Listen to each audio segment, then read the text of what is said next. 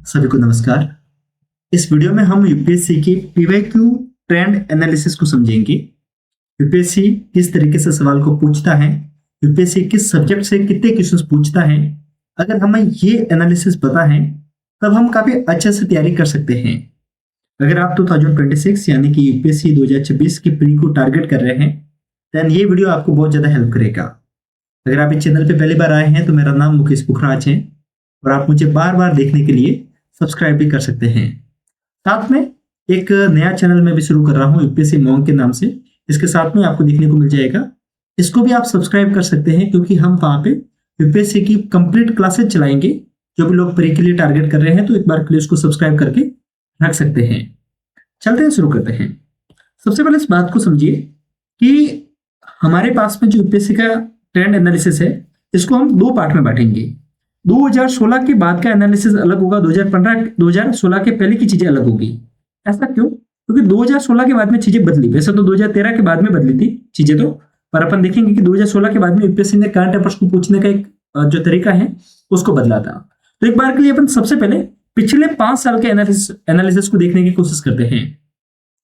UPSC का सबसे important, सबसे फेवरेट सब्जेक्ट पॉलिटी। अगर आप में से कोई भी व्यक्ति पॉलिटी को अंडर एस्टिमेट कर लेता है तो यकीन मानिए आप यूपीएससी का प्री कभी क्वालिफाई नहीं कर सकते। ऐसा क्यों? क्योंकि पॉलिटी में टू द पॉइंट सवाल पूछे जाते हैं और अगर आप इसमें गलती करते हैं तो सीधी सी बात है कि आप डायरेक्ट एग्जाम से बाहर हो जाते हैं। अगर हम बात करेंगे 2025 में तो करीब 15 सवाल पूछे थे।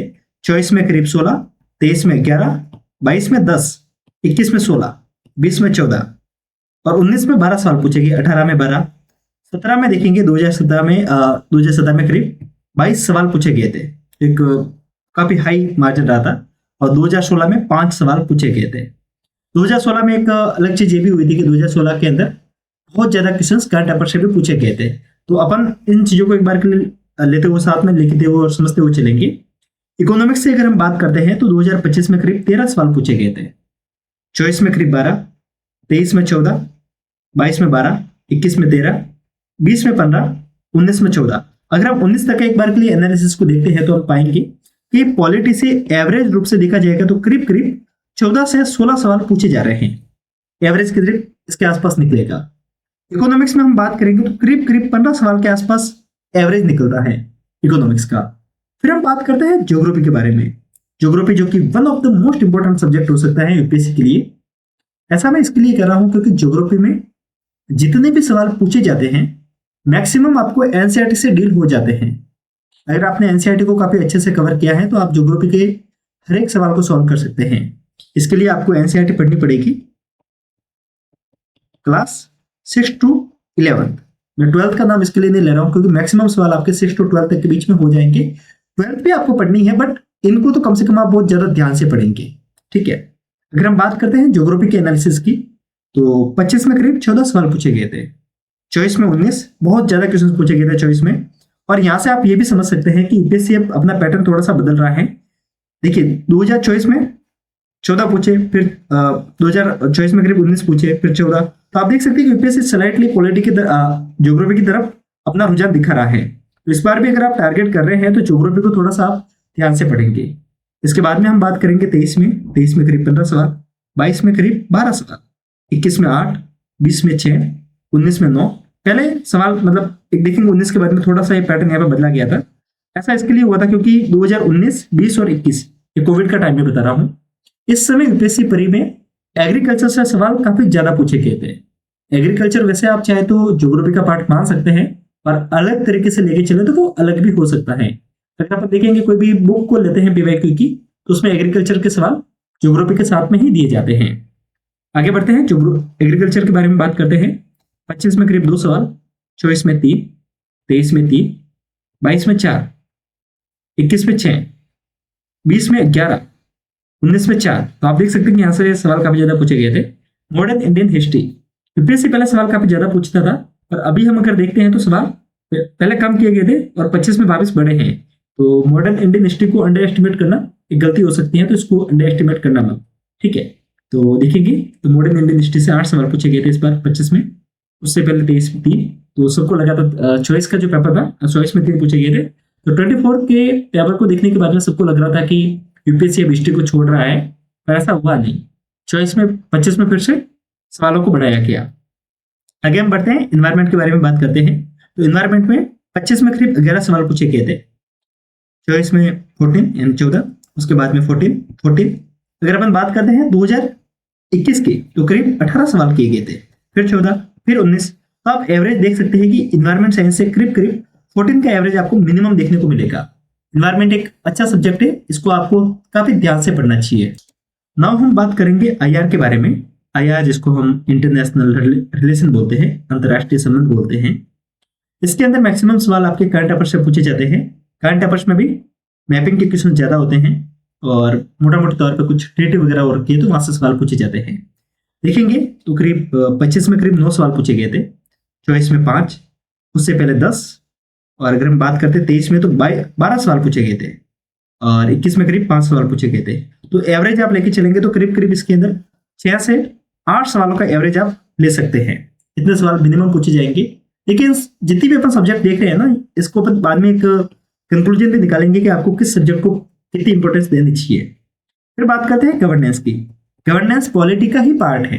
अगर आप जैसे कि पॉलिटी में काफी लोग सोच रहे होंगे कि 15 सवाल पूछे जाते हैं, मैंने गवर्नेंस को थोड़ा सा अलग करके इसमें बताया है। अगर आप इन दोनों को ऐड करके समझेंगे ना तो पॉलिटी से अरशद करीब 20 से 22 सवाल मिनिमम है। 20 से 22 मिनिमम सवाल मैं बता रहा हूँ। गवर्नेंस को अगर अलग करके समझते हैं तो अपन पाएंगे कि 25 में करीब 4 सवाल पूछे गए थे, 24 में 7, उससे पहले 7, फिर बात करेंगे 22 में 6 सवाल पूछे गए थे, फिर 1। अगर अपन बात देखेंगे 21 में 1 सवाल यहाँ पे पूछा गया था ना, तो आप देख सकते हैं कि यहाँ पे डायरेक्ट पॉलिटिक्स में करीब 16 सवाल हैं।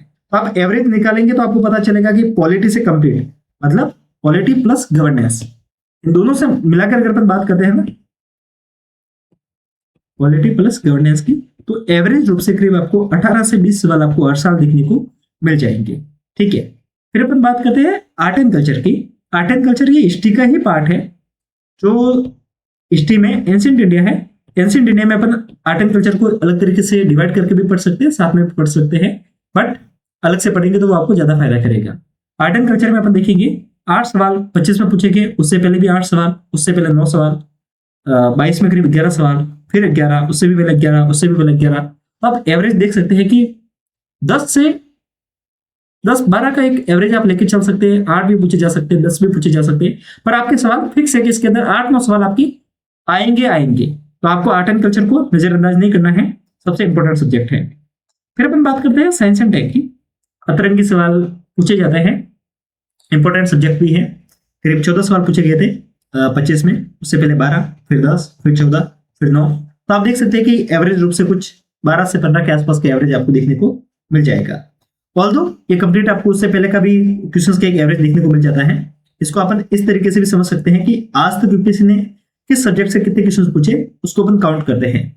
अगर अपन बात करेंगे पॉलिटी से, तो पॉलिटी और गवर्नेंस को एक बार के लिए साथ में लेके चलते हैं। तो पॉलिटी से सवाल पूछे गए 216 प्लस गवर्नेंस के 111। तो आप देख सकते हैं करीब करीब ये 2 और 3 327 क्वेश्चंस अभी तक यूपीएससी ने पूछे हैं, 327 सवाल। और आप देखेंगे टोटल पेपर कितने हैं ये 1 2 3 4 5 6 7 8 9 10 11 12 13 14 15 16 17। तो 17 ईयर में करीब करीब 327 सवाल पूछे गए हैं पॉलिटी से। ठीक है, तो आप देख सकते हैं कि एवरेज निकालेंगे तो कितना बैठेगा, करीब करीब आप एक बार जाएगा नहीं एक बार जाएगा, बचेगा 12 और 7। तो आप देख सकते हैं कि ये करीब करीब बैठेगा आपका करीब करीब 9 का बैठ जाएगा ना, 126 हो जाएगा। हाँ, तो आप देख सकते हैं कि एवरेज 19 सवाल आपसे पूछे गए पॉलिटी में हर साल। फिर अगर अपन बात करते हैं इकोनॉमिक्स में, तो करीब करीब 236 सवाल पूछे गए हैं 17 सालों में। आप एवरेज निकाल सकते हैं। उसके बाद में अपन बात करते हैं ज्योग्राफी से 196 क्वेश्चन पूछे गए हैं, जो कि एनसीईआरटी से मैक्सिमम सवाल पूछे जाते हैं। सवाल कम है बट इंपॉर्टेंस बहुत ज्यादा है। देखिए इस बात को समझिए कि आप ये मत देखिए कि सवाल कहां से कितने पूछे जाते हैं, आपको ये देखना है कि कितनी उस सब्जेक्ट को इंपॉर्टेंस देनी है और कितने मार्क्स हमारे आ सकते हैं। ज्योग्राफी को अगर आप सिर्फ एनसीईआरटी को पढ़ते हैं तो आप आराम से करीब 15 से 20 दिन में सारी एनसीईआरटी को अच्छे से पढ़ सकते हैं। और वहां से आपके जितने भी सवाल पूछे जाते हैं ना, माना 14 सवाल पूछे हैं तो 14 में से 12 सवाल सिर्फ एनसीईआरटी के बेस पे किए जा सकते हैं। तो कम टाइम में अगर ज्यादा रिसोर्सेज लेने हैं तो ज्योग्राफी है। उसके बाद में पॉलिटी में एम लक्ष्मीकांत जो बुक है, मैक्सिमम सवाल आपके मास्टर सॉल्व हो जाते हैं। 15 सवाल ये, और गवर्नेंस की अगर अपन बात करते हैं 4 सवाल, तो करीब करीब 19 सवाल है। ठीक है, 19-20 सवाल में से आप मान के चलिए 15 से 16 सवाल आपके डायरेक्ट लक्ष्मीकांत से सॉल्व हो जाते हैं। प्लस आप इसके अंदर करंट अफेयर्स को ऐड कर लेते हैं तो चीजें और ज्यादा बेटर हो जाती है। इकोनॉमिक्स 13, 12, 14 करीब 12 से 15 के सवाल का एक एवरेज रहता है इसमें, ठीक है। अपन एक बार के लिए 14 सवाल लेके चलते हैं।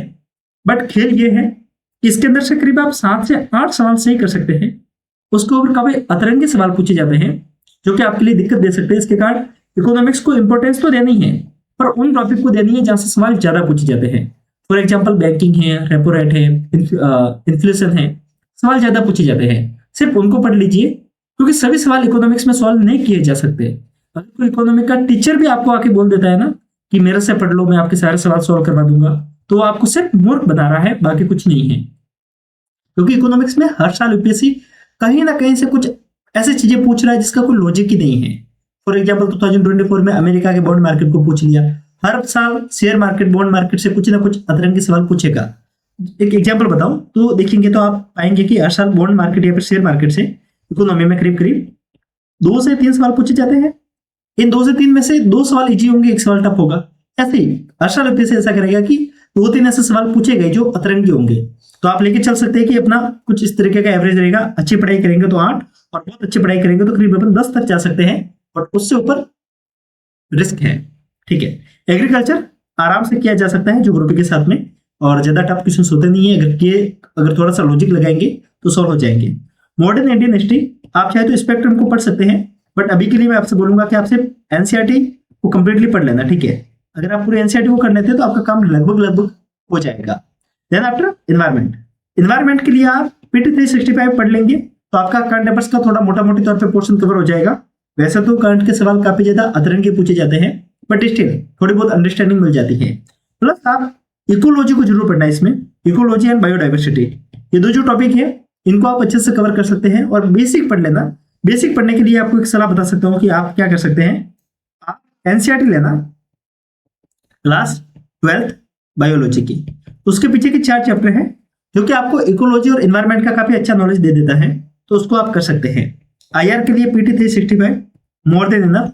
इसको नहीं करना चाहे तो आप किसी भी करंट अफेयर्स की क्लासेस को लेकर सकते हैं, जो मैराथन वीडियो होते हैं वो भी आपको हेल्प कर सकते हैं।